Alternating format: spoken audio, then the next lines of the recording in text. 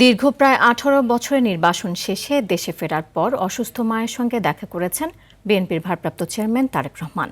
এভারকেয়ার হাসপাতালে চিকিৎসাধীন মাকে দেখতে যান তিনি। খোঁজ নেন মায়ের স্বাস্থ্যের। চিকিৎসার বিষয়ে কথা বলেন মায়ের ব্যক্তিগত চিকিৎসক ডাক্তার AZM জাহিদের সঙ্গে। আরও জানাচ্ছেন শামীম চৌধুরী। প্রায় দেড় যুগ পর দেশের মাটিতে তারেক রহমান।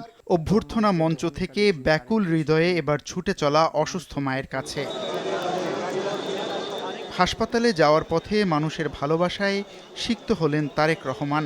রাস্তার দুপাশে হাজার হাজার মানুষের উপস্থিতি, প্রিয় নেতার নামে স্লোগান এবং এক নজর দেখার আকাঙ্ক্ষা ছিল সবার মাঝে। এভারকেয়ার হাসপাতালে ছেলের সাক্ষাৎ এক আবেগঘন আনন্দের মহামিলন। নির্বাসিত জীবনে দূর প্রবাসে প্রতিনিয়ত মন খুঁজে বেড়াত মায়ের মমতা মাখা মুখ। মায়ের সঙ্গে কিছুক্ষণ সময় কাটানোর পর এভারকেয়ার থেকে কড়া নিরাপত্তার মধ্যে যান গুলশানের বাসভবনে। বাসায় ফিরেই অভ্যর্থনা জানাতে আসা দেশবাসী, সেনাবাহিনী, বিজিবি, র্যাব ও পুলিশ সহ অন্যান্য নিরাপত্তা বাহিনীকে ধন্যবাদ জানিয়েছেন বিএনপির ভারপ্রাপ্ত চেয়ারম্যান তারেক রহমান। মাটির টান আর মানুষের ভালোবাসা তারেক রহমানকে টেনে এনেছে প্রিয় মাতৃভূমিতে। আগামীকাল থেকে শুরু হবে পরিকল্পনা অনুযায়ী কাজ। যেমনটা তিনি বলেছেন, আই হ্যাভ এ প্ল্যান।